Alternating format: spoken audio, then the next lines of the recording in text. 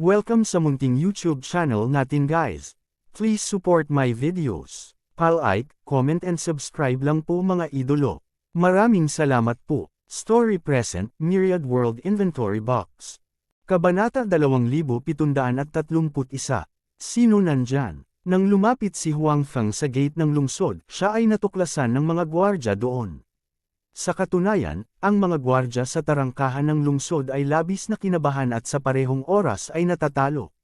Sa labas ng lungsod, mayroong higit sa 200,000 sundalo mula sa Yuanfeng country. Maaari nilang salakayin ang lungsod anumang oras. Sa loob ng lungsod, pinamunuan ng mga prinsipe ang kanilang sariling puwersa upang lumaban. Bukod dito, napakatindi ng laban. Bagamat hindi kasali ang mga taong ito, kailangan nilang maging magbantay laban sa anumang aksidente. Kailangan nilang bigyang pansin ang mga pagbabago sa sitwasyon sa lungsod sa lahat ng oras. May mga bagay na dapat bigyang pansin sa loob at labas ng lungsod. Ang mga bantay sa gate ng lungsod ay natural na nasa ilalim ng maraming presyon. Ang ikinatarante nila at sa kawalan ay namatay na ang kanilang commander. Ang kanyang pagkamatay ay hindi maipaliwanag. Pinatay talaga siya ng mga personal guard niya. At ang kanyang mga personal na gwardya ay nasuhulan ng isang tao. Maliwanag, may isang tao sa lungsod na nagkaroon ng problema sa kanilang commander. At ang posisyon ng kanilang commander ay personal na hinirang ng matandang emperador. Ngayon, may pumatay talaga sa commander nila. Ang kahulugan sa likod nito ay hindi isang bagay na nang-ahas nilang isipin. Kasabay nito, kung wala ang kanilang commander-in-chief, hindi nila alam kung sino ang papakinggan. Ang mga nakatataas ay hindi nagtalaga ng bagong commander-in-chief. Para bang nakalimutan na nila ang tungkol sa kanila. Sa katunayan, hindi sila nakalimutan. Dahil sila ay ipinadala upang bantayan ang pintuan ng lungsod, nangangahulugan ito na sila ay isang napakahalagang puwersa pa rin.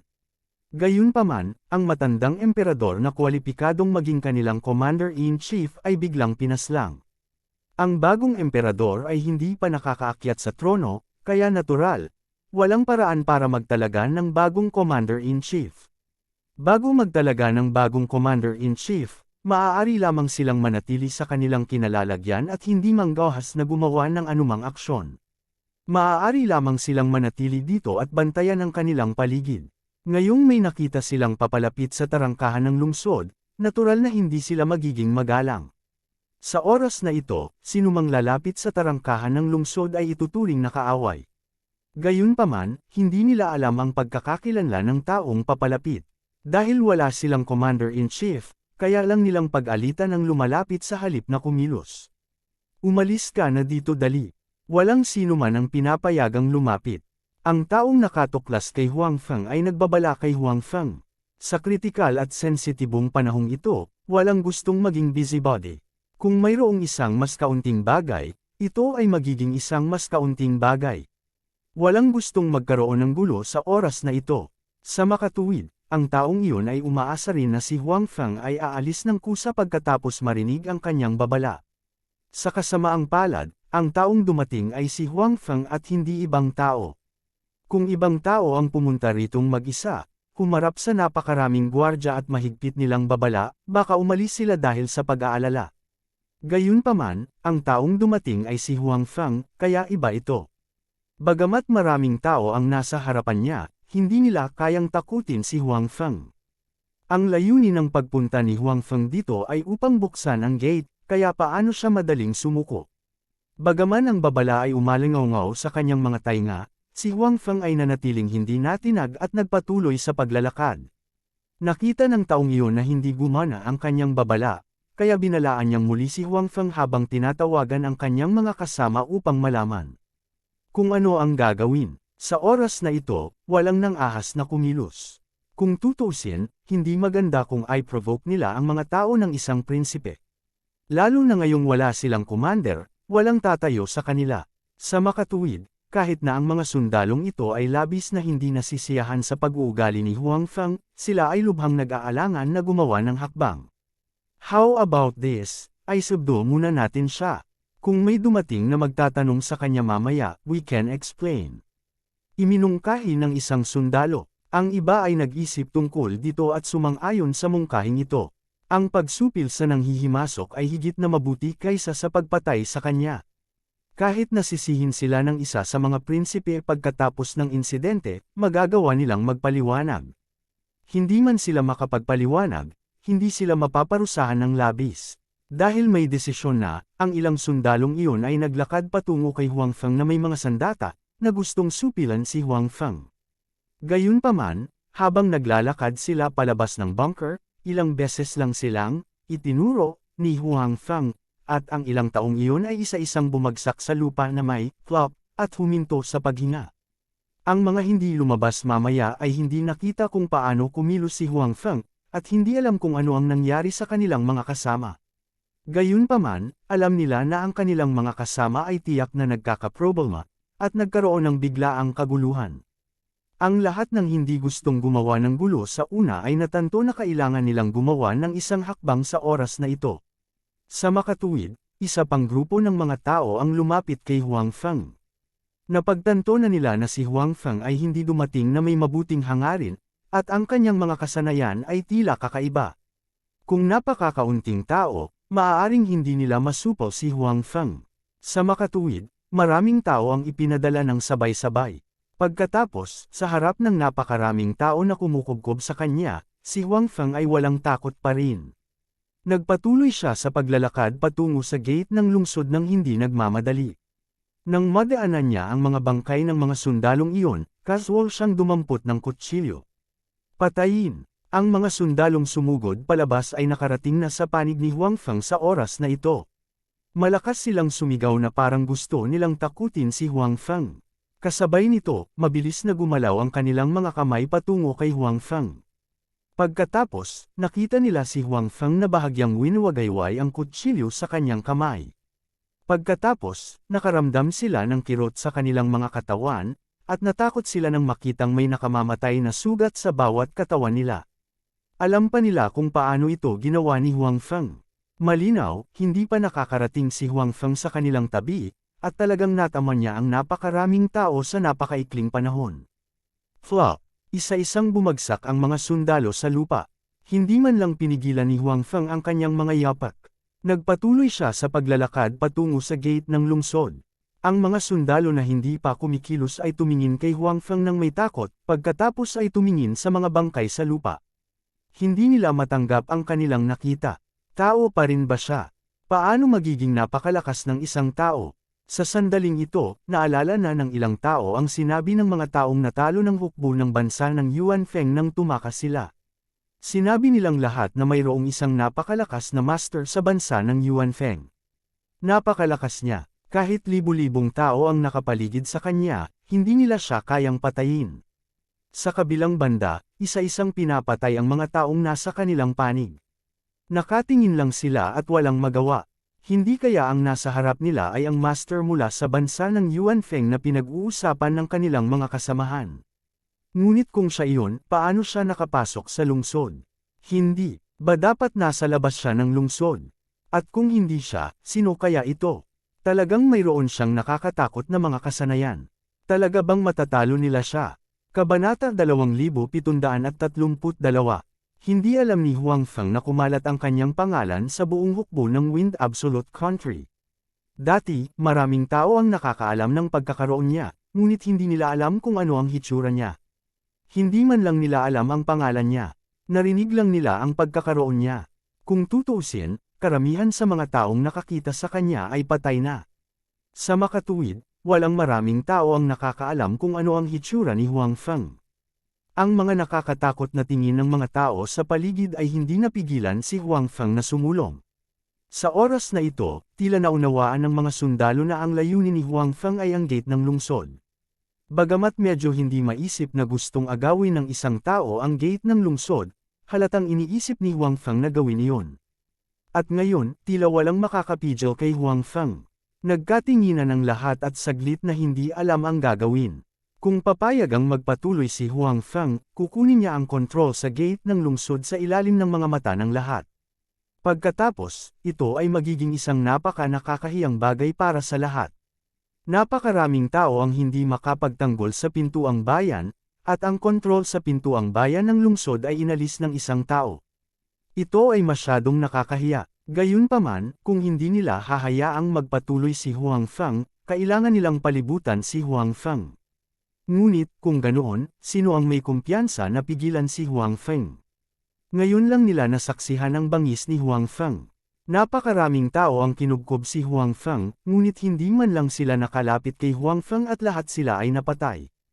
Ito ay masyadong nakakatakot. Ano pang hinihintay mo? Go! Sa oras na ito, isang general sa gitnang antas ang umungal sa kanyang mga nasasakupan. Bagamat patay na ang kanilang punong general, hindi nila nakalimutan ang sisi sa kanila. The reason why they stayed here is because they had the mission of guarding the city gate. Kung pinahintulutan nila ang isang tao na agawin ang kontrol sa tarangkahan ng lungsod, ano ang silbi ng pagkakaroon ng mga ito? Bukod dito, ang general na ito ay hindi naniniwala na si Huang Feng ay hindi maaaring patayin. Gaano man siya kalakas, isa lang siyang tao. Kahit sinong tao ay maaaring patayin. Ang pinagkaiba lang ay ang hirap ng pagpatay kay Huang Feng.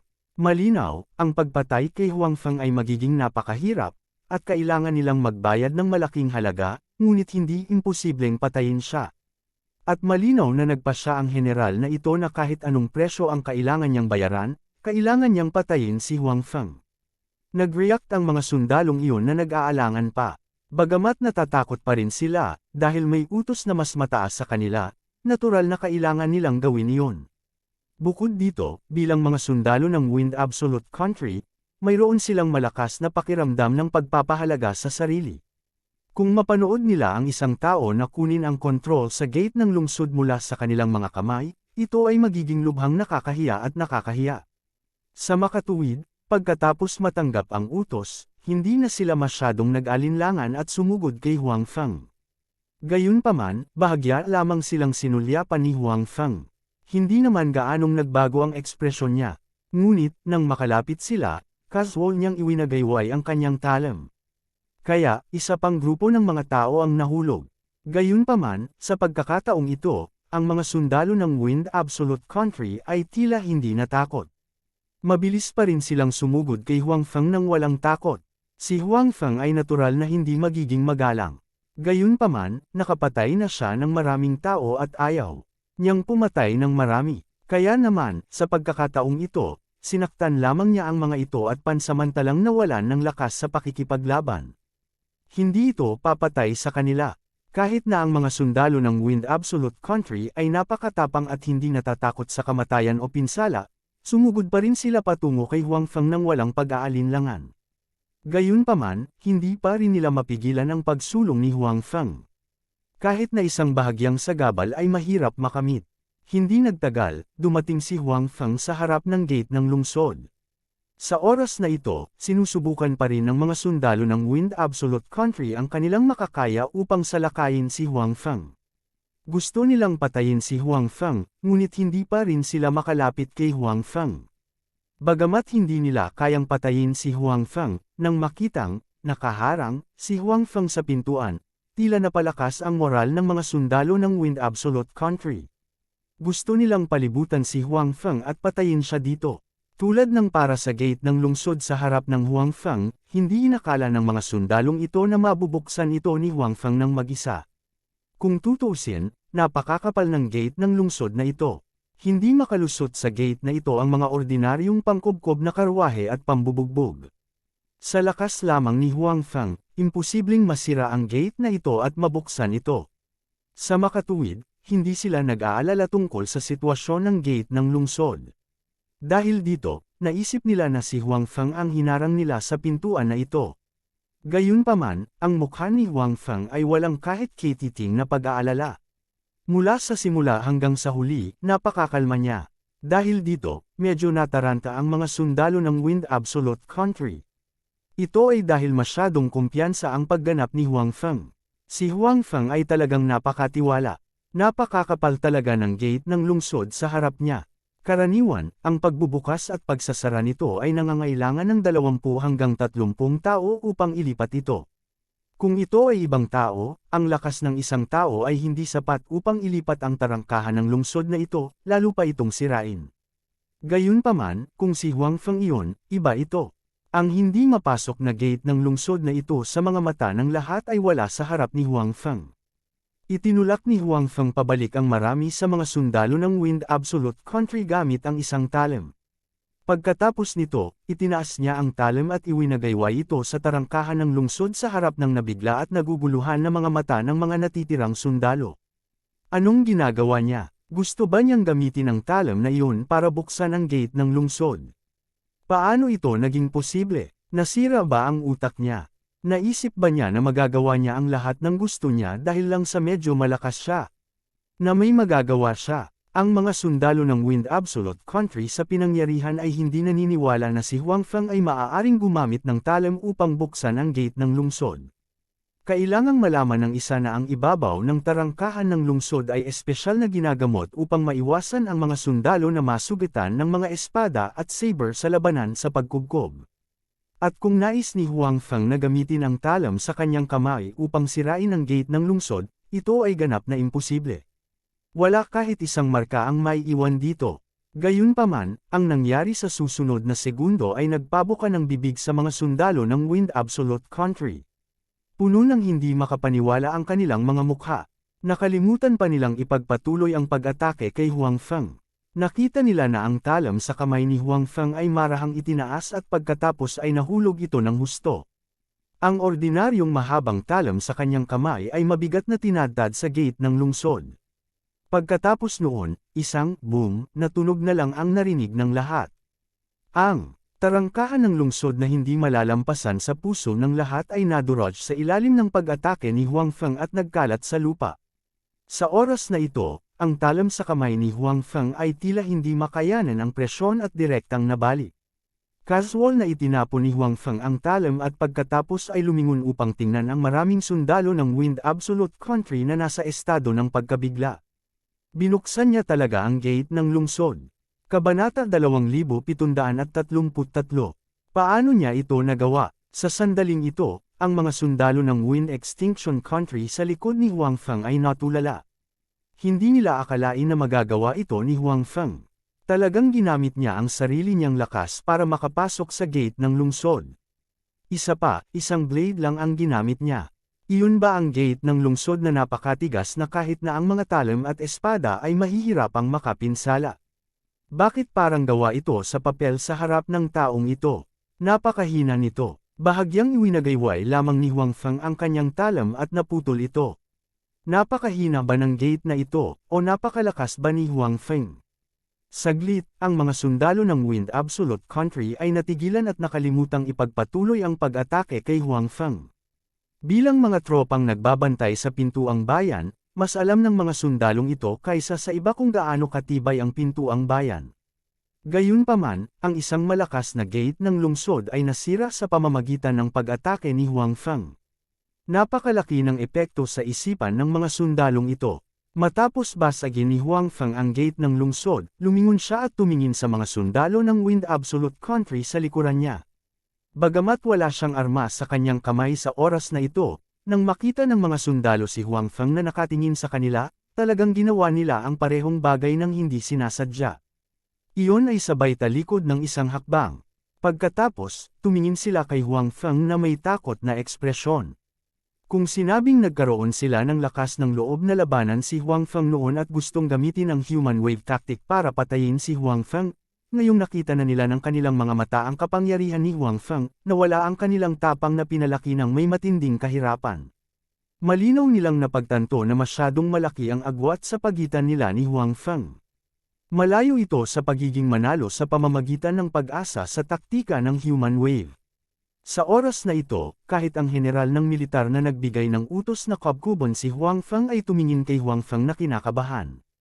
Nahihirapan siyang lumunok at hindi na nag-utos na atakihin muli si Huang Feng. Hindi alam kung natakot siya kay Huang Feng o nakalimutan. Huang Feng ay humakbang pasulong. Ang mga sundalo ng Wind Absolute Country na nakapaligid sa kanya ay walang kamalay-malay na umatras. Nakatingin lang sila kay Huang Feng na kinakabahan at mapagbantay. Sa oras na ito, ang maingay na tunog ng mga kuko ng kabayo ay biglang nagmula sa labas ng lungsod. Bukod dito, ang tunog ay napakalakas at puno ng momentum. Ito ay tiyak na isang momentum na magagawa lamang ng 10,000 kabayong tumatakbo. Nakita na ng ilan sa mga sundalo ng Wind Absolute Country na mas malapit sa gate ng lungsod ang tropang kabalyero na dahan-daang lumalapit sa gate na walang tarangkahan. Ang hukbo ng Yuan Feng Country ay nagsimula ng salakayin ang lungsod. Nang marinig nila ang tunog ng mga kuko ng kabayo at makita ang papalapit na tropa ng kabalyerya, agad na napagtanto ng mga sundalong iyon ng Wind Absolute Country ang nangyayari sa labas ng lungsod. Malinaw na ang hukbo ng Yuan Feng Country sa labas ng lungsod ay naghihintay ng pagkakataon. Ngayon na ang pagkakataong matagal na nilang hinihintay. Sa lungsod, ang mga hukbo ng mga prinsipe ay nasa isang magulong labanan at nagsasangkot ng malaking bilang ng mga tropa. Kung gusto nilang huminto, tiyak na hindi ito isang bagay na magagawa sa maikling panahon. At ang tarangkahang ito ng lungsod ay winasak ng Panginoong ito na nanggaling sa kung saan. Ang mga kabalyero sa labas ng lungsod ay walang anumang sagabal at maaaring direktang makasakay sa lungsod. Ngayon, ang tanging magagawa ng mga sundalong ito ay harangan ang pintuang bayan ng lungsod at huwag papasukin ang mga kabalyero sa labas ng lungsod. Gayunpaman, paano nila ito mahahadlangan? Sa harap nila, nakatayo pa rin doon si Huang Feng. Sino ang makakapaggarantiya na maaari nilang patayin o talunin siya? Bukod dito, ang pintuang daan ng lungsod ay ganap na nawasak. Walang iba sa paligid. Ano ang gagamitin nila para harangin ang gate ng lungsod?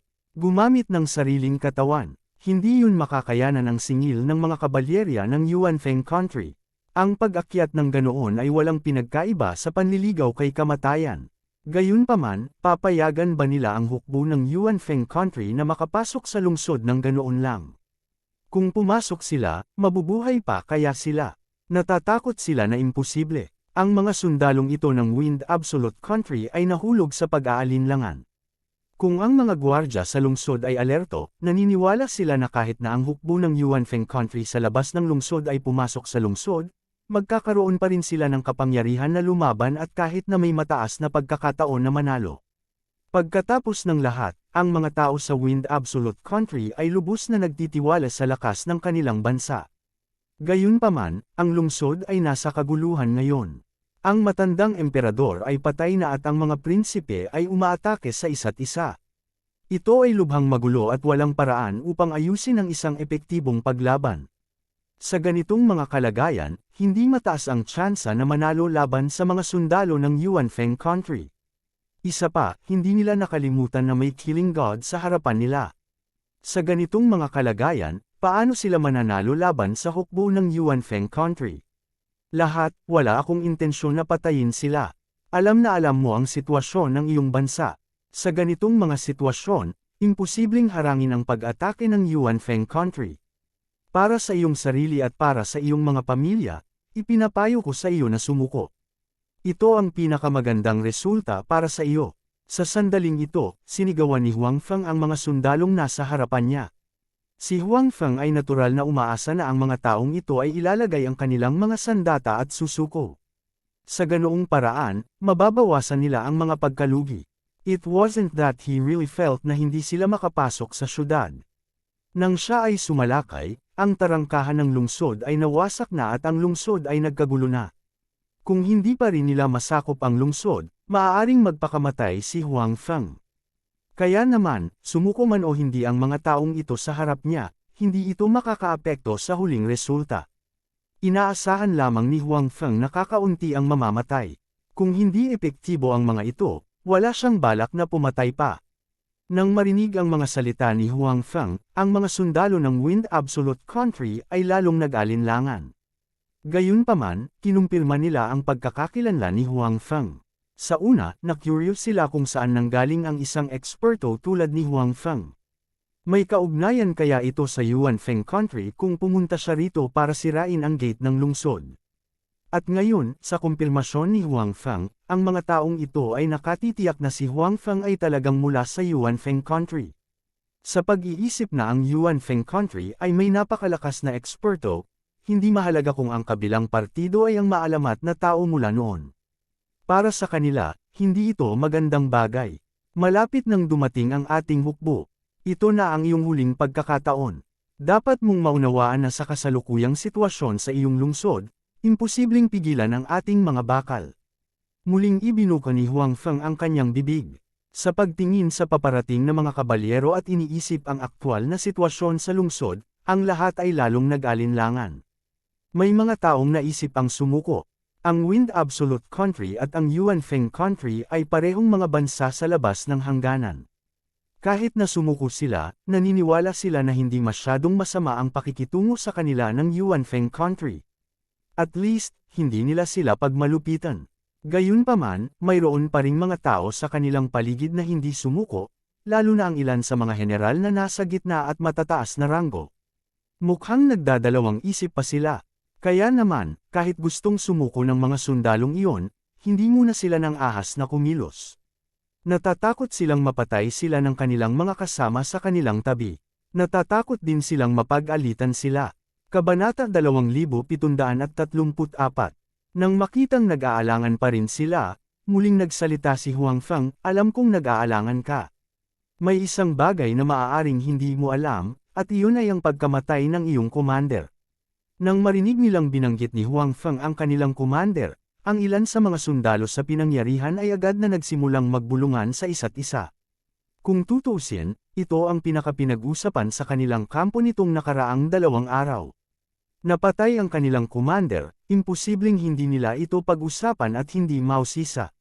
Gayunpaman, alam lang nila na ang kanilang commander ay tinambangan at pinatay ng kanyang personal na gwardya. Kung sino ang nasuhulan sa gwardya na iyon at kung bakit gustong patayin ng kabilang partido, hindi talaga nila alam. Ngayong sinabi ito ni Huang Feng, halatang alam na niya ang sitwasyon.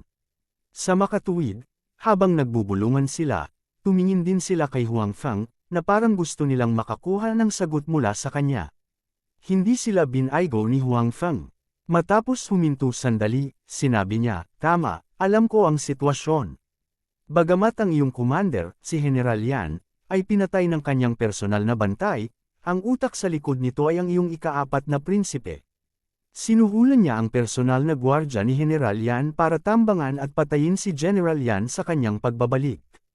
Panipi. Nang marinig ang mga salita ni Huang Feng, ang mga tao ay nagkagulo, at ang ilan sa kanila ay nagpahayag ng isang ekspresyon ng gaya ng inaasahan. Malinaw, bago ito, ang ilan sa kanila ay nahulaan na ang pagkamatay ng kanilang commander ay may kaugnayan sa ika-4 na prinsipe. Pagkatapos ng lahat, ang kanilang commander ay nagkaroon ng salungatan sa ika-4 na prinsipe, at ito ay isang publiko at malubhang salungatan. Sa makatuwid, hindi katakataka na ang ika-4 na prinsipe ay gagawa ng hakbang sa kanilang general.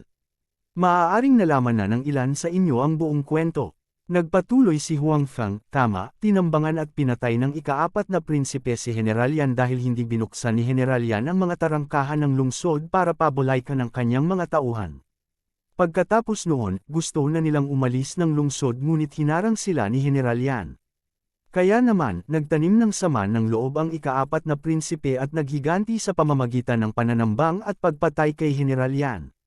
Matapos makinig sa paliwanag ni Huang Feng, kung ang mga nag-aakalang ang bagay na ito ay may kaugnayan sa ika-4 na prinsipe o ang mga hindi nakaisip nito noon pa man, sa sandaling ito, natitiyak nila na si Huang Feng ay nagsasabi ng totoo at hindi nagsisinungaling sa kanila. Pagkatapos ng lahat, si General Yan ay nagkaroon ng tunggalian sa ika-4 na prinsipe. Bukod dito, ang masuhulan ng personal na gwardya ni General Yan ay halatang hindi isang bagay na kayang gawin ng isang ordinaryong tao. Maaaring walang kakayahan ng isang ordinaryong tao na makipag-ugnayan sa personal na bantay ng ika-4 na prinsipe, at kahit na magkaroon sila ng pagkakataon, wala silang kakayahan at kayamanan para suhulan siya. Sa makatuwid, napakataas ng posibilidad na ang ika-4 na prinsipe ang may kasalanan. Bukod dito, ang makapagpadala ng mga sundalo para tambangan sa lungsod ay hindi isang bagay na kayang gawin ng isang ordinaryong tao. Sa pag-iisip tungkol dito, ang ika-4 na prinsipe ay talagang ang pinakamalamang na salarin. Dapat narinig mo na ang ika-4 na prinsipe ay aakyat na sa trono. Sa tingin mo ba pagkatapos niyang umakyat sa trono, maghihiganti siya sa iyo dahil sa nangyari noon? Dati, pinigilan mo siyang lahat sa pagbubukas ng mga pintuan ng lungsod. Naniniwala ako na sa kanyang personalidad, hindi kanya pababayaan, patuloy ni Huang Feng. Siguradong hindi pa kumalat ang balitang pinatay niya ang ika-4 na prinsipe. Ang mga nasa hall lang ang nakakaalam nito. Bukod dito, ang mga taong ito sa harap niya ay nagbabantay sa mga tarangkahan ng lungsod at hindi kasama sa away ng mga prinsipe. Sa makatuwid, tiyak na hindi nila alam na ang ika-4 na prinsipe ay napatay. Gayunpaman, kumalat kahapon ang balita ng ika-4 na prinsipe na umakyat sa trono. Dapat ay narinig na ng mga taong ito ang tungkol dito. Sa makatuwid, sadyang sinabi ito ni Huang Feng para takutin ang mga taong ito. Ang mga salita ni Huang Feng ay halatang napaka-epektibo. Matapos marinig ang kanyang mga salita, maraming tao sa eksena ang nakasimangot at may pag-aalala sa kanilang mga mukha. Ito ay lalo na para sa mga nasa gitnang ranggo at mataas na ranggo na mga general. Malinaw, ang mga salita ni Huang Feng ay tumama sa kaibuturan ng kanilang mga puso. Ang mga general na ito ay mas marami o hindi gaanong narinig ang tungkol sa personalidad ng ika-4 na prinsipe noon. Sa makatuwid, marahil ay hindi siya maghihiganti sa mga ordinaryong sundalo. Gayunpaman, magiging napakahirap para sa mga nasa gitnang ranggo at matataas na general na ito na makatakas mula sa kanyang paghihiganti. Kahit na hindi sila direktang pinatay, ililipat sila sa kanilang mga kasalukuyang posisyon. Ni hindi nila may isip na ma-promote sa hinaharap. Ito ay karaniwang imposible. Sa makatuwid, naunawaan ng mga general na ito na ang mga salita ni Huang Feng ay hindi para takutin sila. Malaki ang posibilidad na mangyari iyon. Isipin mo ang iyong sarili at ang iyong kinabukasan. Naniniwala ako na gagawin mo ang tamang desisyon. Sa wakas ay sinabi ni Huang Feng. Sa sandaling ito, ang hukbo ng bansa ng Yuan Feng ay sumugod na sa paligid ng tarangkahan ng lungsod. Napansin din ng mga sundalo sa pader ng lungsod ang pagdating ng hukbo ng bansa ng Yuan Feng.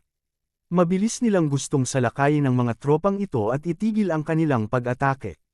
Gayunpaman, kakaunti na sila sa bilang. Marami sa kanila ang inilipat ng ika-4 na prinsipe. Bilang karagdagan, sa panahong ito, ang hukbo ng bansa ng Yuan Feng ay naging masunurin. Sa makatuwid, ang mga sundalo ng bansa ng Fengzhou ay huminto sa kanilang pagbabantay. Hindi nila inayos ang napakaraming tao upang bantayan ang pader ng lungsod sa gabi. Siyempre, ang lahat ng ito ay may kaugnayan din sa ika-4 na prinsipe. Sa makatuwid, kahit na ang mga taong ito ay nagsimulang gumamit ng mga busog at palaso upang salakayin ang hukbo ng bansa ng Yuan Feng, walang gaanong epekto. At saka, hindi nila alam na nahulog na pala ang gate ng lungsod. Sa katunayan, ang mga bantay sa pader ng lungsod at ang pintuang daan ng lungsod ay nahahati sa dalawang grupo. Dahil sa naunang alitan, hindi sila nakialam sa isa't isa. Hindi sila pupunta sa gate ng lungsod. Kahit dumating sila, hindi sila tinatanggap ng mga guard dito. Kaya hindi nila alam ang nangyari dito. Sa sandaling ito, ang mga gwardya sa harap ni Huang Feng ay sa wakas ay ibinaba ang mga sandata sa kanilang mga kamay pagkatapos ng ilang sandali ng pag-aalinlangan. Tinanggap nila ang pagsuko at hindi na lumaban pa. Ito ay lalo na para sa mga matataas na general. Sila ang unang sumuko dahil nag-aalala silang maghiganti sa kanila ang ika-4 na prinsipe. Sa makatuwid, sa sandaling ito, wala sila sa mood na bantayan ang gate ng lungsod. Bukod dito, hindi nila akalain na magagawa nilang ipagtanggol ang gate ng lungsod kasama si Huang Feng sa paligid. Dahil nakatadhana silang mab-aigo, maaari na rin silang sumuko ngayon. Ito ay hindi isang masamang bagay para sa kanila dahil naramdaman nila na hindi nila magagawang ipagtanggol ang lungsod. Ang hukbo sa lungsod ay nakatakdang matalo at kailangang sumuko sa madaling panahon. Mas mabuting sumuko na ngayon. Sino ang nakakaalam, maaari silang makatanggap ng mas mahusay na paggamot. Nang makitang pinili ng mga taong ito na sumuko, nasiyahan si Huang Feng. Ang kanyang mga pagsisikap ay hindi nawalan ng kabuluhan. Sa ganitong paraan, hindi lamang mababawasan ang kanilang pagkalugi, mas maayos din silang makapasok sa lungsod. Kabanata 2735. Anong nangyayari? Anong nangyayari? Bakit sinasalakay ng hukbo ng Yuan Feng Country ang lungsod? Sa pader ng lungsod, galit na sinabi ng isang general mula sa Fengzhou Country sa mga sundalong nasa tabi niya nang makita niyang papalapit ang mga kabalyero ng Yuan Feng Country. Kaagad siyang tumakbo palabas ng kampo. Dati, ang hukbo ng Yuanfeng Country ay hindi gumagalaw at ang ika-4 na prinsipe ay patuloy na nagsasabi na ang hukbo ng Yuanfeng Country ay walang kakayahan na salakayin ang lungsod at nagplanong umatras muli. Kaya naman, ang mga general mula sa Fengzhou Country ay nawalan ng bantay at nagkaroon ng parehong ideya sa 4th Prince. Kaya naman, kakaunti ang mga sundalong nagbabantay sa pader ng lungsod. Higit pa rito, walang mga general sa gitna o mataas na ranggo. Ang mga nasa gitna at matataas na general ay bumalik sa kampo upang magpahinga. Dahil naisip na nila na ang hukbo ng Yuanfeng Country ay hindi sisilakay sa lungsod, bakit sila tatayo sa pader ng lungsod sa gabi at dumaranas ng malamig na hangin? Paano ito magiging mas komportable kaysa sa kama? Kaya naman, nang magsimulang salakayin ng hukbo ng Yuanfeng Country ang lungsod, wala rito ang general na ito. Siya ay nasa kampo, at ang ilan sa mga general ay palihim na umuwi. Nang matanggap nila ang ulat mula sa mga sundalo na ang hukbo ng Yuanfeng Country ay nagsimulang umatake sa lungsod, ang mga general na ito ay nagmamadaling tumakbo palabas ng kampo. Ang ilan sa kanila ay papauwi na rin. Kaya naman, ang mga sundalo sa pader ng lungsod ay walang anumang organisasyon sa panahon ng paunang pag-atake. Walang sinumang magbigay ng pinag-isang utos. Kaya naman, hindi masyadong malaki ang epekto ng counterattack at hindi napigilan ang mga kabalyerya ng Yuanfeng Country na lumapit sa pader ng lungsod. Kaya naman, nang marating ng general na ito ang pader ng lungsod, nakita niya ang napakaraming hukbo ng mga kabalyero. Sa sandaling ito, ang mga tropang ito ay napakalapit sa pader ng lungsod. Dahil hindi nila inaasahan na sasalakayin ng hukbo ng Yuanfeng Country ang pader ng lungsod, hindi rin nila inaasahan na hindi nila mapipigilan ang hukbo ng Yuanfeng Country na lumapit sa pader ng lungsod. Kaya naman, ang general na ito ay nataranta at nagalit. Gayunpaman, walang makasagot sa kanyang tanong. Noong nakaraan, sinabi na ang hukbo ng Yuanfeng Country ay hindi sisalakay sa lungsod. Gayunpaman, ang mga general na ito sa gitna at mataas na ranggo, pati na rin ang iginagalang na ika-4 na prinsipe, ay hindi kailanman nagsabi ng ganyan. Nangangahulugan ito na iyon ay ang kanilang pagnanasa. Ngayon, tila nagkamali sila ng hula. General, huwag kang mag-alala. Nakikita ko na wala silang dalang armas pangkubkob. Hindi ko akalain na narito sila para salakayin ang lungsod. Baka nandito lang sila para guluhin at takutin tayo. Sa sandaling ito, sinabi ng isang sundalo sa tabi ng general. Talaga, tiningnang mabuti ng general at nakitang totoo nga. Bagamat ang Yuanfeng Country ay nagpakilos ng malaking bilang ng mga tropa, at lahat sila ay mga kabalyero, wala silang nakitang anumang armas na pangkubkob sa kanila. Kahit na ang kabiserang lungsod ng Wind Absolute Country ay hindi maihahambing sa lungsod ng Great Lu Dynasty sa loob ng pass, hindi ito masama kumpara sa iba pang mga lungsod sa labas ng pass. Bukod dito, para makapaghanda para sa malaking labanang ito, espesyal na pinalakas ng matandang emperor ng Wind Absolute Country ang lungsod na ito. Kaya naman, nang walang mga sandata sa pagkubkob, ang hukbo ng Yuanfeng Country ay walang paraan upang salakayin ang lungsod na ito at pumasok sa lungsod. Sa isiping ito, nakahinga ng maluwag ang general. Ngunit pagkatapos, nag-aalinlangan siyang nagtanong, kung gusto lang nila tayong guluhin, bakit sila nagpakilos ng napakaraming tropa? Kailangan lang nating magpadala ng maliit na bilang ng mga tropa. Panipi, ang pagdududa na ito ay ibinahagi rin ng ilan sa mga nakapaligid na tao. Sa katunayan, kung gusto nilang guluhin at takutin sila, hindi na nila kailangang magpadala ng napakaraming tropa. Ito ay ganap na hindi kailangan. Hindi ba ito isang pag-aaksaya ng sariling lakas tao at materyal na mapagkukunan ng Yuanfeng Country? Gayunpaman, walang gaanong oras para mag-isip sila ng husto. Ang mga tropang kabalyero ng Yuanfeng Country ay hindi malayo sa mga pader ng lungsod. Bilang karagdagan, ang mga tropang kabalyerya ay napakabilis. Kaya naman, sa isang kisap mata, ang mga tropang kabalyerya ay nakarating na sa paanan ng mga pader ng lungsod. Tingnan natin kung ano ang magagawa mo nang walang mga armas sa pagkubkob. Inutusan ng general ang mga nakapaligid na sundalo na sumalakay habang iniisip niya ang sarili. Karamihan sa iba pang mga sundalo ay ganoon din ang iniisip. Kung walang mga sandata sa pagkubkob, imposible para sa mga mangangabayo na ito na tumalon sa lungsod. Gayunpaman, ang sumunod na nangyari ay nagulat sa mga sundalo sa mga pader ng lungsod. Ang mga tropa ng kabalyero ng Yuanfeng Country ay hindi nilayon na bumagal pagkatapos nilang makalapit sa mga pader ng lungsod. Napanatili pa rin nila ang kanilang mataas na bilis, ngunit nagbago sila ng kanilang direksyon. Kumikilos sila ng walang patutunguhan noon, ngunit ngayon ay patungo na sila sa mga tarangkahan ng lungsod. Nang walang mga sandata sa pagkubkob, gusto ba nilang gumamit ng mga kabayo para buksan ang mga pintuan ng lungsod? Iyon ay masyadong kakaiba. Hanggang ngayon, hindi pa rin alam ng mga sundalo sa mga pader ng lungsod na nabuksan na ni Huangfeng ang mga pintuan ng lungsod. Sumuko na rin ang mga bantay sa gate ng lungsod sa pangungumbinsi ni Huangfeng.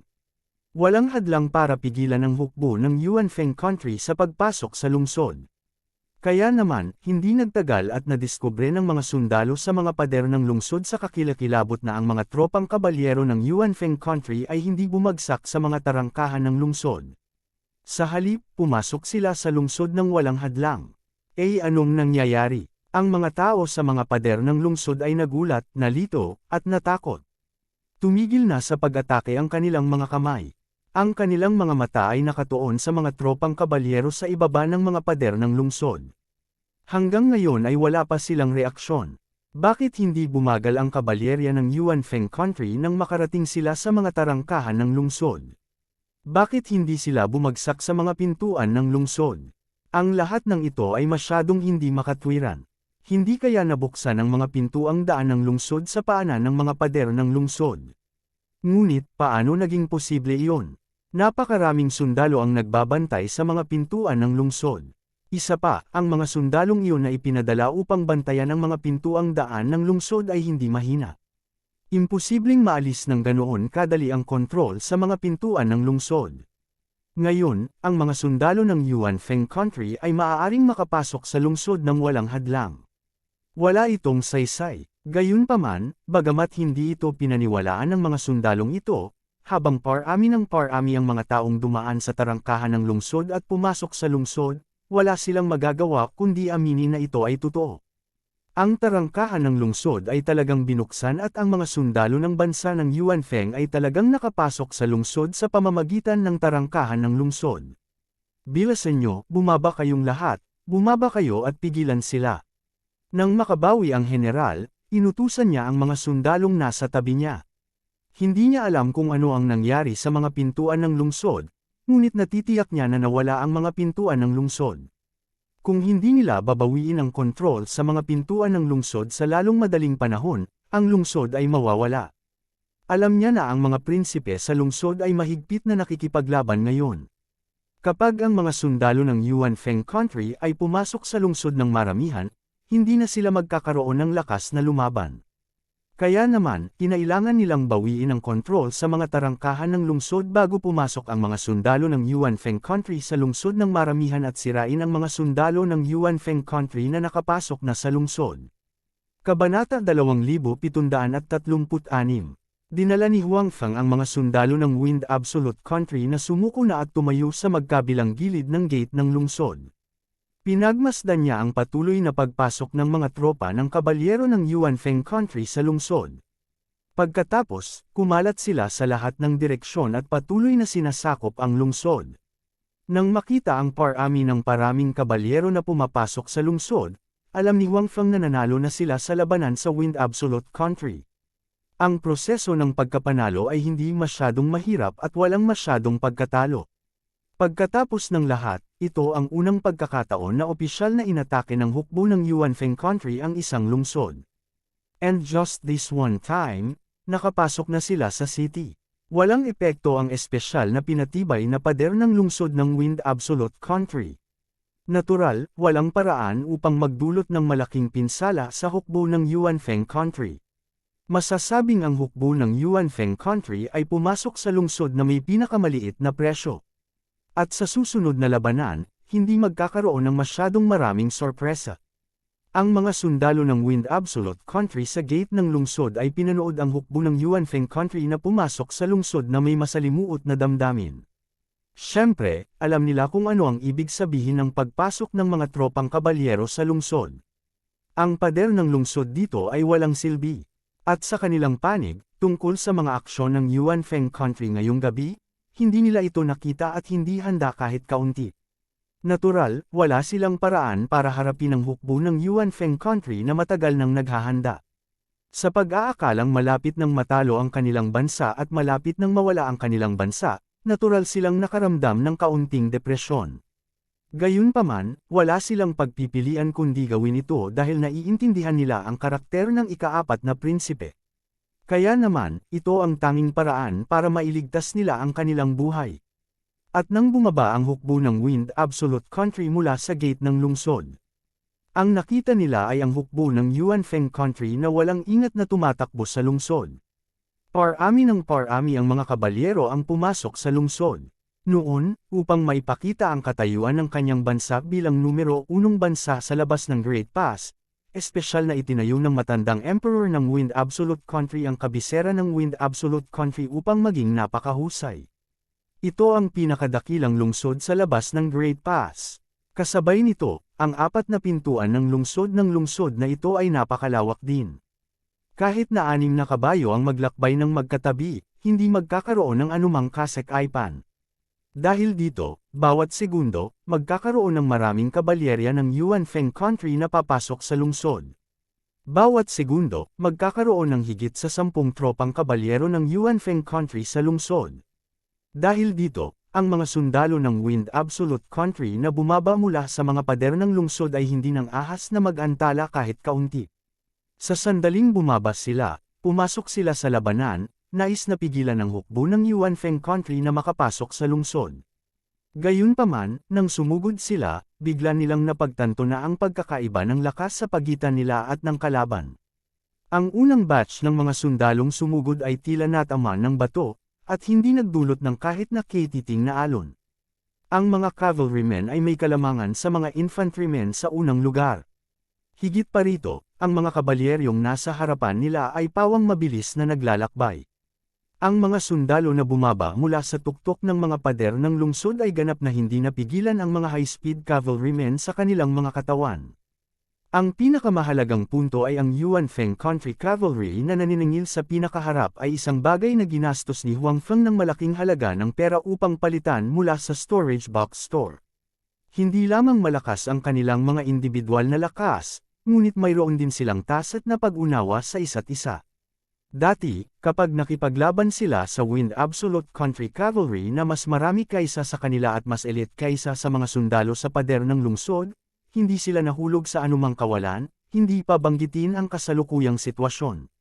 Ang mga sundalong bumaba mula sa tuktok ng pader ng lungsod ay orihinal na naisip na maaari nilang harangan ang alon ng mga sundalo mula sa Yuan Feng Country at pagkatapos ay bawiin ang kontrol ng gate ng lungsod, na humahadlang sa mas maraming sundalo na makapasok sa lungsod. Gayunpaman, sa hitsura nito ngayon, ang lahat ng ito ay ang kanilang magandang pantasya lamang. Pagkatapos nilang bumaba mula sa tuktok ng mga pader ng lungsod, hindi na nila nagawang gumawa ng isang hakbang pasulong. Mahigpit silang hinarang sa labas ng mga sundalo ng Yuan Feng Country. Bagamat dumanas sila ng mabibigat na casualty, hindi nila nagawang makamit ang anumang mga resulta. Kailan naging napakalakas ng hukbo ng Yuan Feng Country?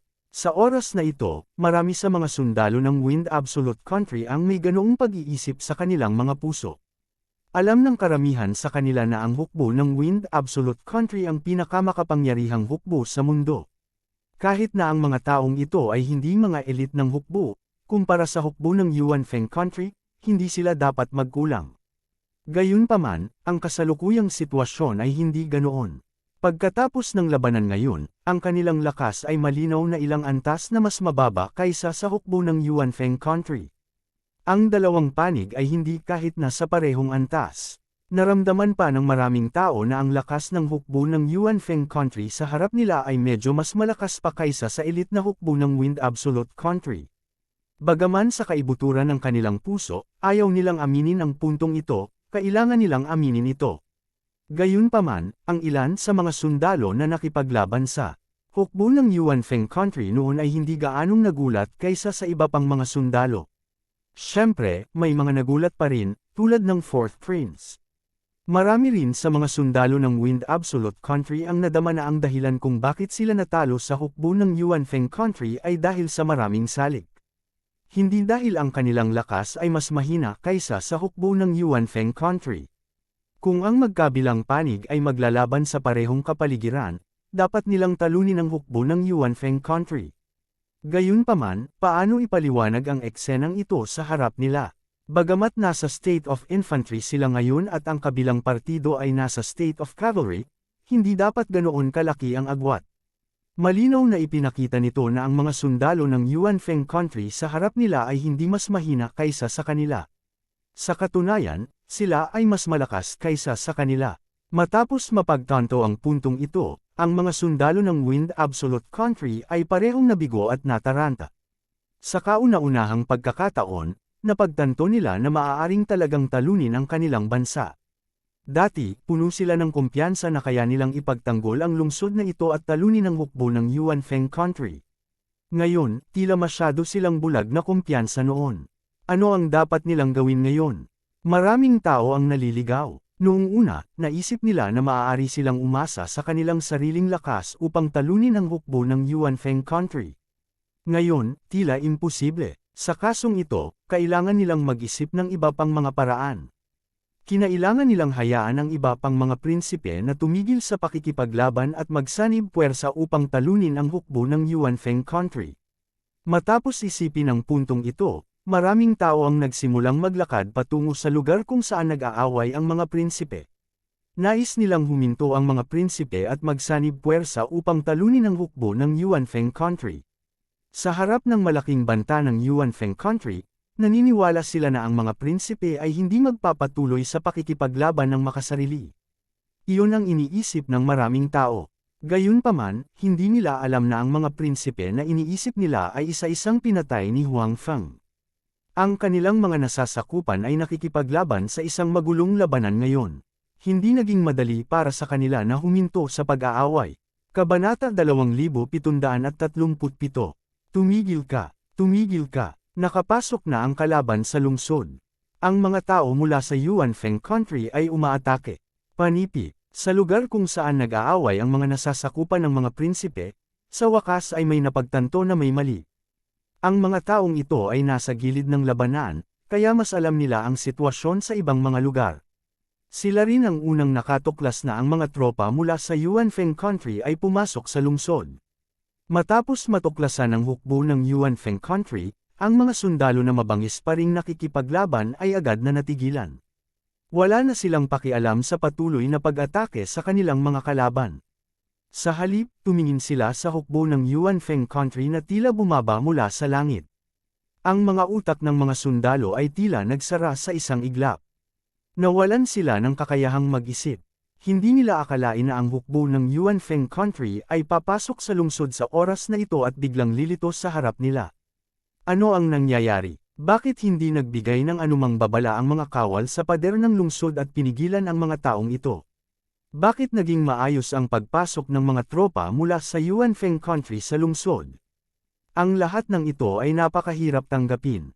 Matapos mapagtanto kung ano ang nangyayari, ang mga sundalong iyon ay galit na nagbabala sa kanilang mga kasama sa kanilang paligid na huminto. Gayunpaman, masyadong magulo ang paligid, kaya't hindi naririnig ng maraming tao.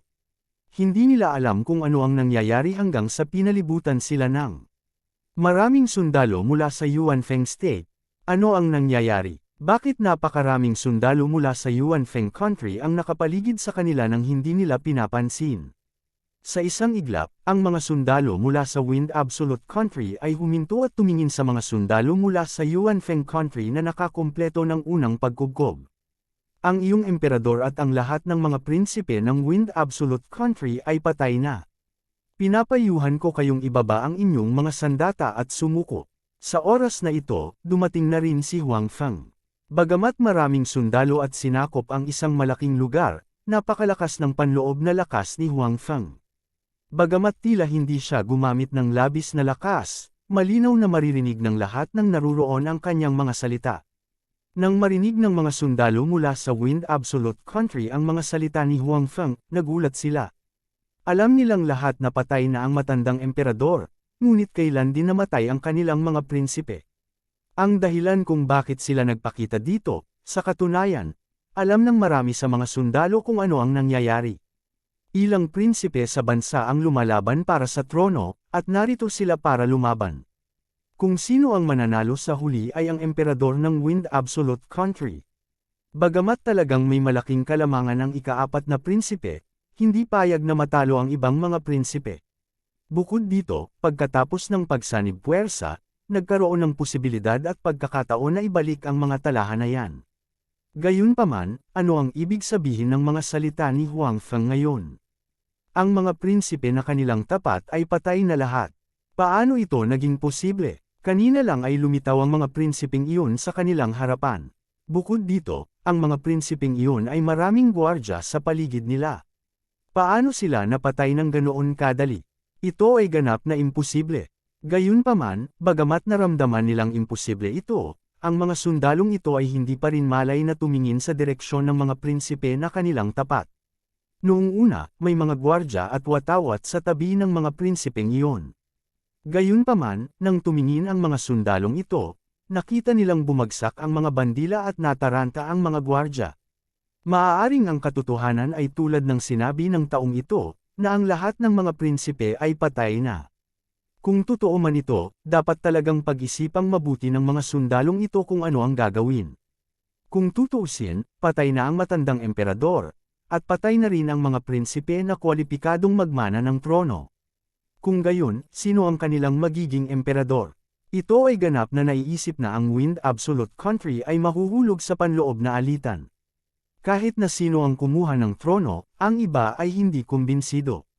Sa sandaling dumanas sila ng napakaraming pagkatalo sa panloob na alitan, ang kanilang lakas ay lubhang mababawasan.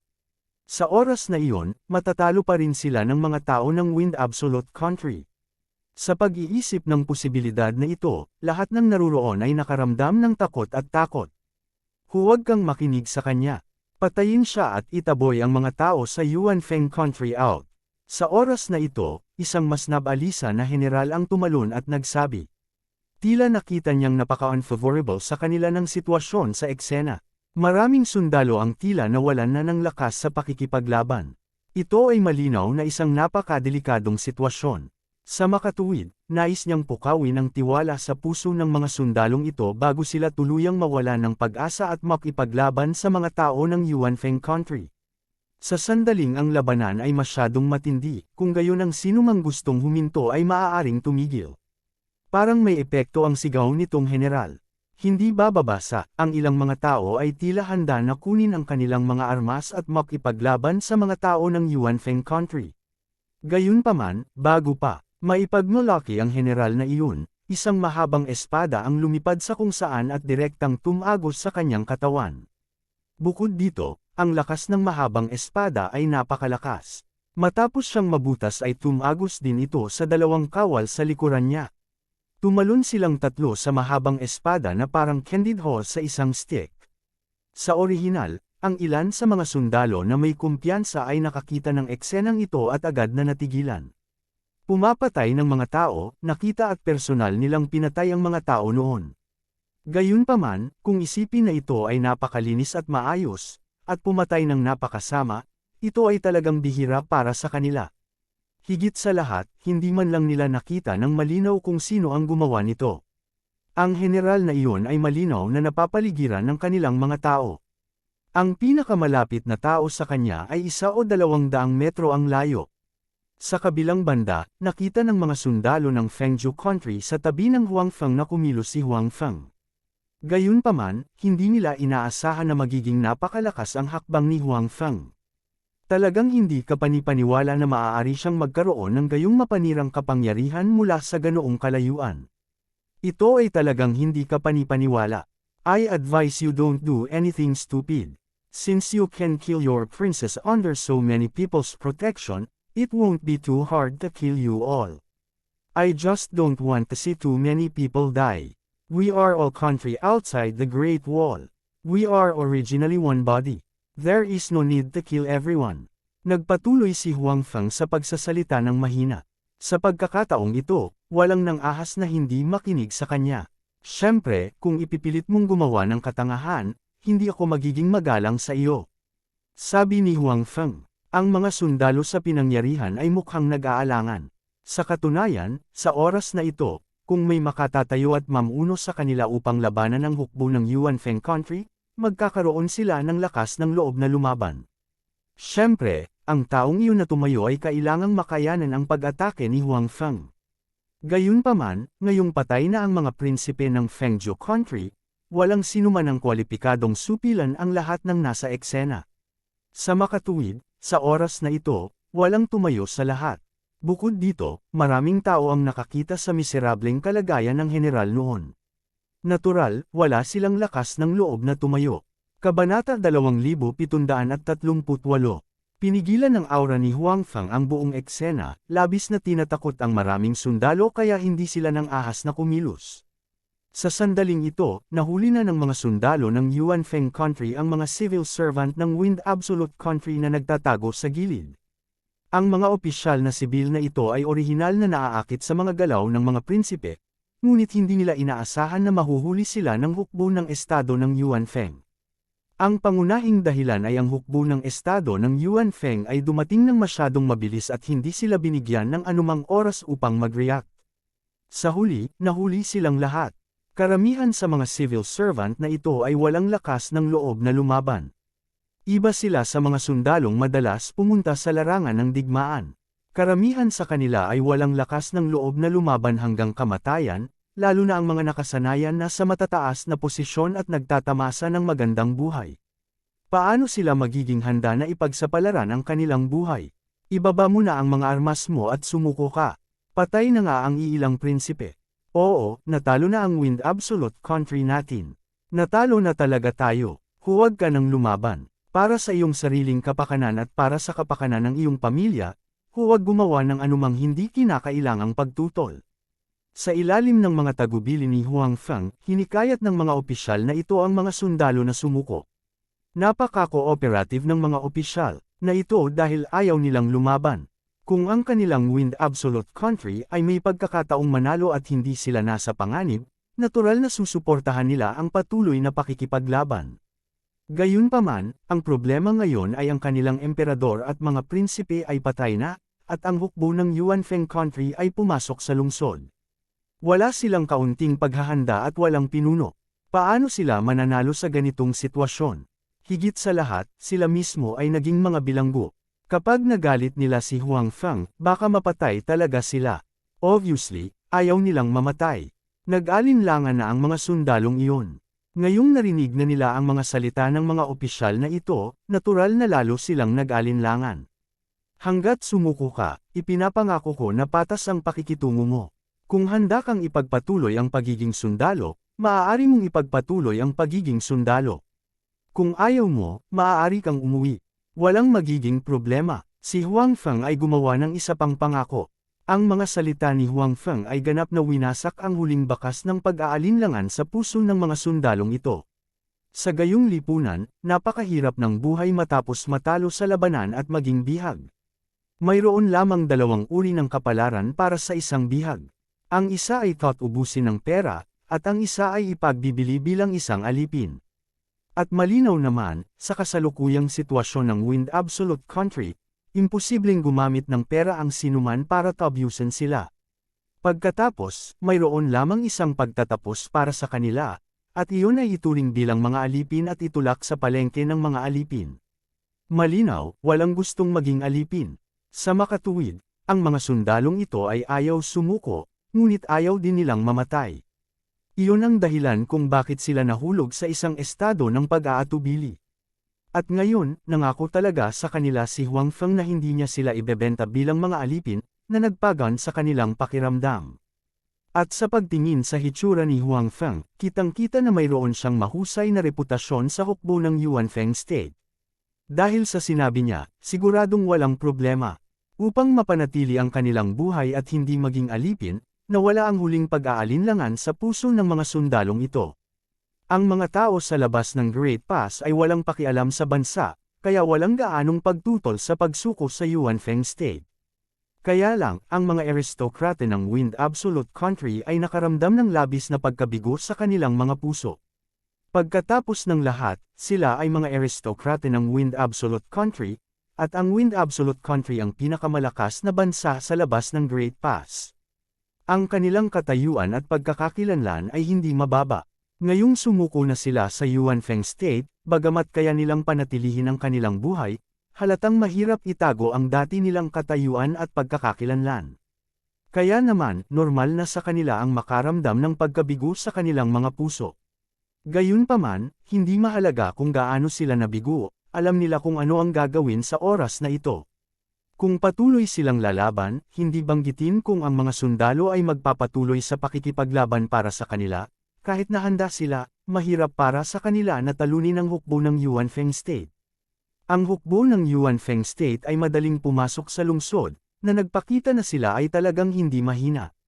At sa kanilang panig, hindi banggitin ang panloob na alitan, na wala ang kanilang pinuno, kaya walang paraan upang ayusin ang isang epektibong paglaban.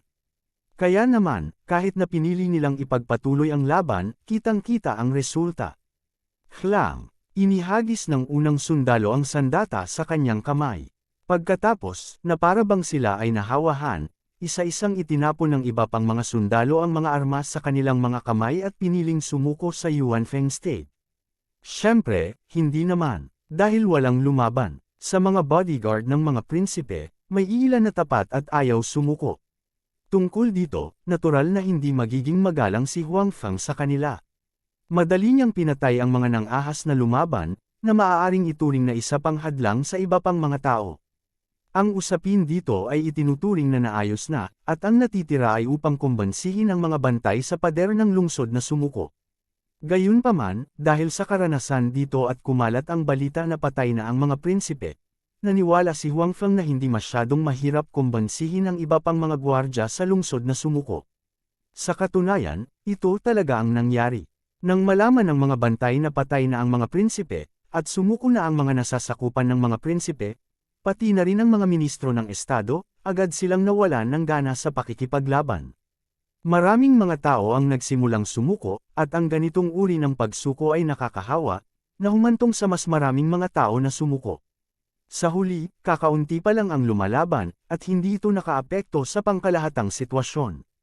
Sa puntong ito, maaaring ituring na ganap na nasakop ni Huangfeng ang lungsod na ito, sinakop ang buong Wind Absolute Country, at pinag-isa ang buong lugar sa labas ng pass.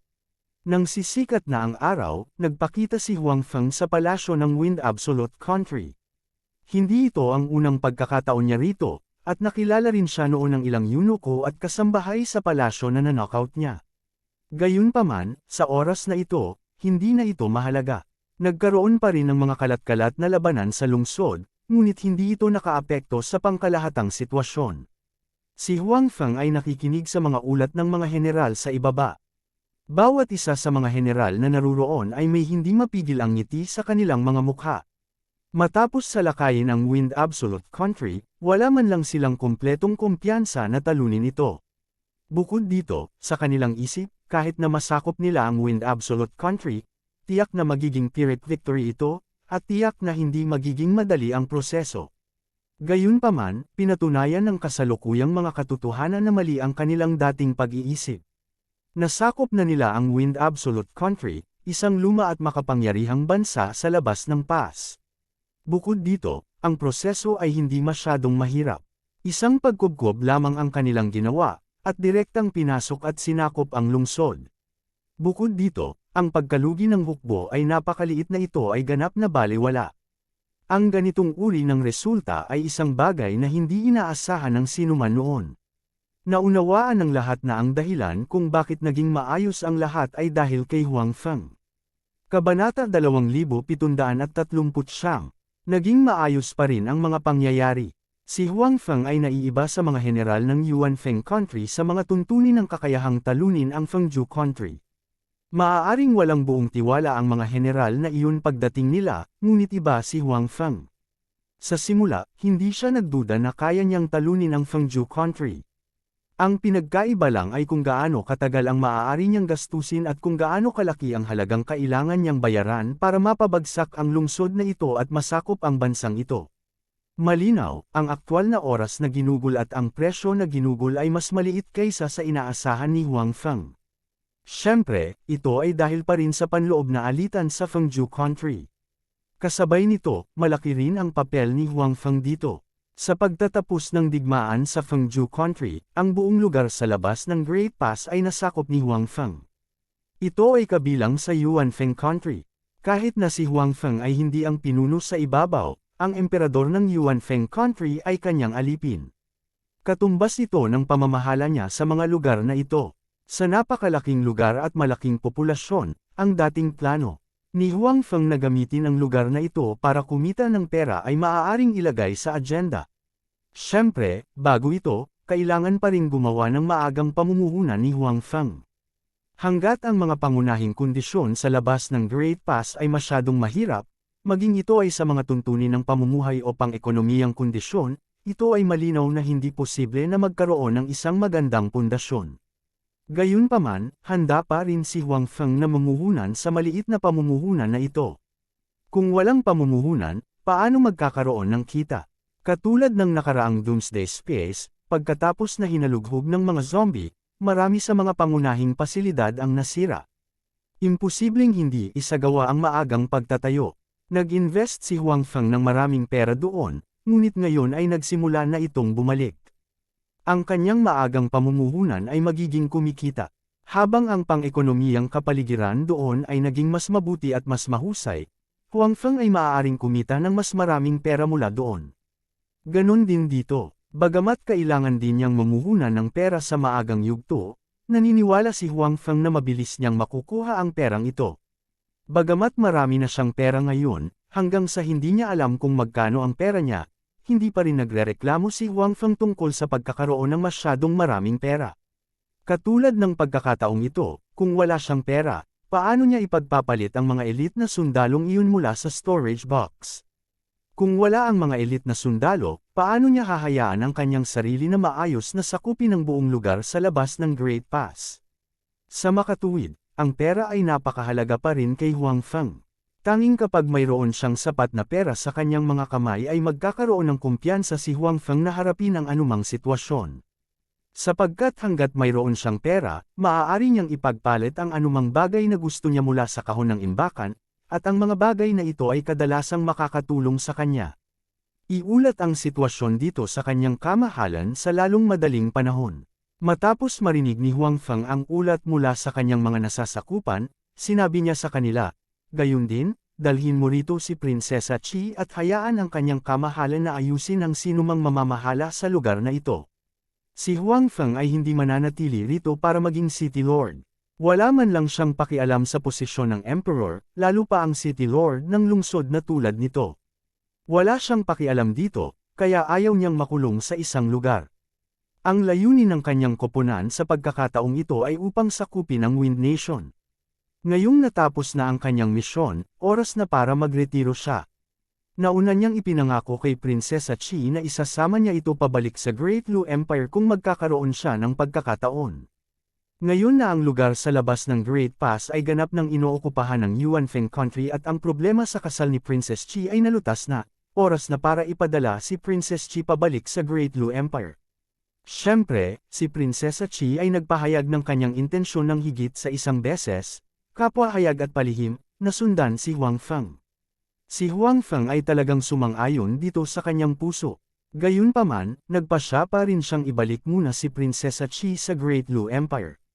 Kung tungkol sa anumang desisyon na gagawin niya sa hinaharap, igagalang siya ni Huang Feng. Ito ang pangako niya kay Prinsesa Qi. Kinailangan niyang itago ito. Oo, tumugon ang mga general sa ibaba. Ang kanilang mga mata ay puno ng paghanga nang tumingin sila kay Huang Feng.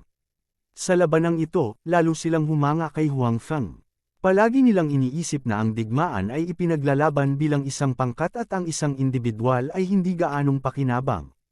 Gayunpaman, ang hitsura ni Huang Feng ay ganap na nabasag ang kanilang pangunawa. Napagtanto nila na kapag ang lakas ng isang individual ay sapat na malakas, maaari silang gumanap ng isang mahalagang papel sa isang digmaan. Ang dahilan kung bakit walang nakakagawa nito noon ay dahil hindi sila sapat na malakas. Malinaw na malakas si Huang Feng. Siya ay ganap na binago ang sitwasyon ng buong larangan ng digmaan ng mag-isa. Ito ay isang bagay na hinahangaan nila mula sa kaibuturan ng kanilang mga puso. Ngayon, nang marinig nila na si Huang Feng ay humiling sa kanyang kamahalan na magpadala ng isang tao na pumalit sa lugar na ito, naisip nila na si Huang Feng ay babalik sa Imperial Capital upang tanggapin ang kanyang gantimpala. Lahat sila ay masaya para kay Huang Feng. Gayunpaman, hindi nila alam na binalak na ni Huang Feng na ibalik sina Princess Chi at Xiao Huan sa pass. Pagkatapos magayos, nakahanap si Huang Feng ng isang lugar upang makapagpahinga. Bagamat hindi masyadong mapanganib sa kanya ang mga bagay nitong nagdaang mga araw, napapagod siya at naging abala ang mga ito. Ngayong naayos na ang lahat, gusto na niyang magpahinga ng maayos.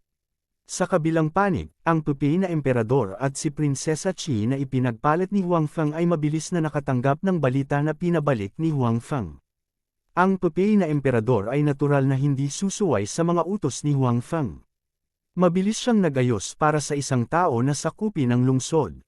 Sabay ding umalis sina Princess Chi at Xiao Huan para makipagkita kay Huang Feng sa lungsod na iyon. Dahil iisa ang destinasyon ng dalawang grupo, natural silang umalis ng magkasama. Napakalaki ng lugar sa labas ng pass. Dati, maliban sa mga hukbo ng iba't ibang bansa, mayroon ding mga nakamount na bandido. Gayunpaman, sa panahong ito, ang mga nakamount na bandido ay hindi nang ahas na ipakita ang kanilang mga mukha dahil sa digmaan sa pagitan ng Wind Extinction Country at ng Yuanfeng Country. Natatakot silang madawit sila. Kung tungkol sa mga hukbo ng ibang mga bansa, hindi sila umiiral. Ang mga bansang iyon ay nasakop na at ang kanilang mga hukbo ay nasa ilalim ng pamamahala ng Yuanfeng Country.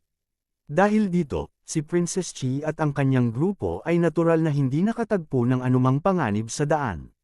Sa daan, ang ministro na ipinadala ng pupi na emperador ay lubos na gumagalang kay Prinsesa Chi.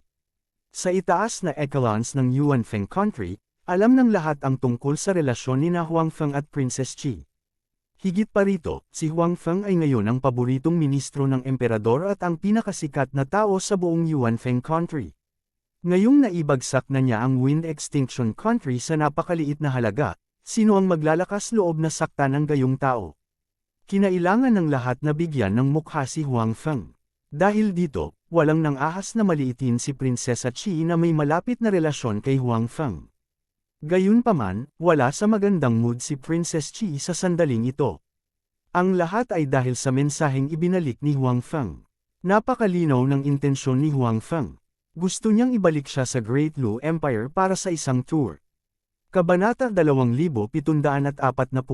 Xiao Huan, sa tingin mo ba ay determinado si Young Master Huang na pabolaykan ako sa aking bansa dahil ayaw niya akong isama? Sa karwahe, malungkot na sinabi ni Prinsesa Chi kay Xiao Huan na nakaupo sa tabi niya. Matapos umalis sa kabisera ng imperial, wala sa magandang kalagayan si Prinsesa Chi. Para sa dahilan, natural itong nauugnay kay Huang Feng. Nagpadala si Huang Feng ng isang tao upang sabihin sa kanya na gusto niyang ibalik siya sa Great Lu Dynasty at hayaan siyang makilala siya sa kabisera ng Wind Absolute Country. Sa orihinal, maganda ang mood ni Princess Chi nang makatanggap siya ng balita mula kay Huang Feng. Mula nang umalis si Huang Feng, nag-aalala na si Prinsesa Chi kay Huang Feng. Bagamat alam niya na si Huang Feng ay may kakayahan at walang masyadong tao sa mundong ito na maaaring saktan siya, natatakot pa rin siya na may mangyari na hindi inaasahan. Ngayong nakatanggap siya ng balita mula kay Huang Feng na ligtas na siya at matagumpay niyang nasakop ang Wind Absolute Country, natural na masaya siya. Gayunpaman, ang ibang balita na ipinadala ni Huang Feng ay nagpalungkot sa kanya. Iyon ang sinabi ni Huang Feng na gusto niyang ibalik siya sa Great Lu Dynasty. Kung noon pa man, tiyak na matutuwa si Prinsesa Chi na malaman na makakabalik na siya sa kanyang bansa. Gayunpaman, mas gusto na niyang manatili kay Huang Feng kaysa bumalik sa kanyang bansa. Kahit na miss niya ang kanyang maharlikang kapatid, kung papipiliin siya, pipiliin pa rin niyang manatili kay Huang Feng. Ngayon, may intensyon si Huang Feng na ibalik siya sa kanyang bansa. Paano siya magiging masaya? Prinsesa, huwag kang masyadong mag-isip. Nangako si Young Master Huang sa iyo na isasama kanya. Marahil, gusto lang niyang tingnan ang ating dakilang dinastiyang Lu. Aliw ni Xiao Huan. Bilang personal na katulong sa palasyo ni Prinsesa Chi at silang dalawa ay magkasama sa panahong ito, natural na alam ni Xiao Huan ang iniisip ni Prinsesa Chi. Alam niya na may nararamdaman si Prinsesa Chi para kay Huang Feng. Sa simula, naramdaman ni Xiao Huan na silang dalawa ay hindi bagay sa isa't isa. Pagkatapos ng lahat, si Huang Feng ay isang ordinaryong tao lamang habang si Prinsesa Chi ay ang prinsesa ng Great Lu Empire. Malaki ang pagkakaiba ng kanilang mga status at halatang hindi sila bagay sa isa't isa. Higit pa rito, engaged pa rin si Princess Chi sa prinsipe ng Fengju country.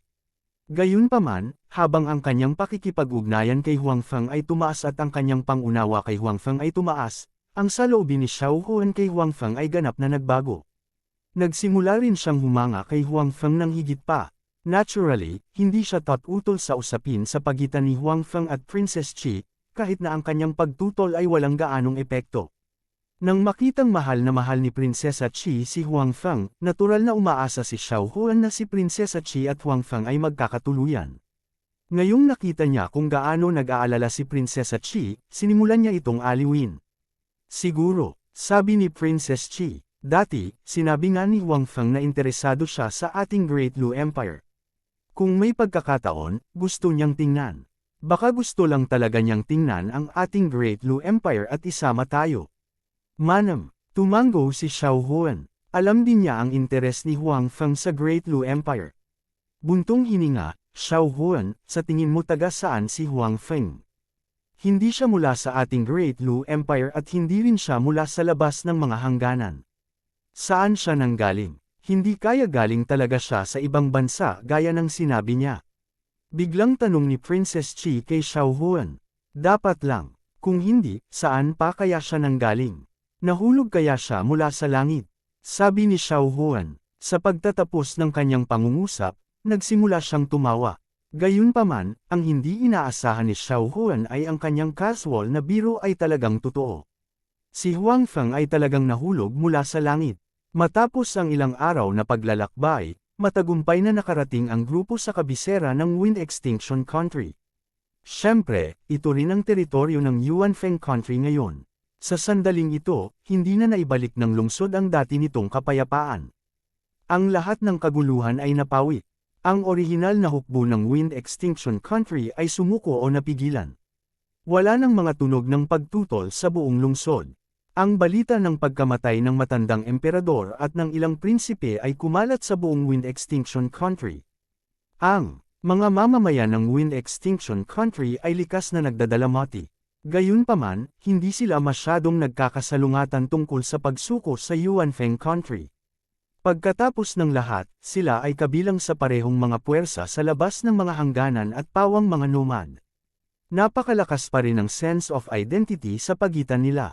Higit pa rito, bilang mga mamamayan sa ilalim, ang pinakagusto nila ay ang mamuhay ng matiwasay.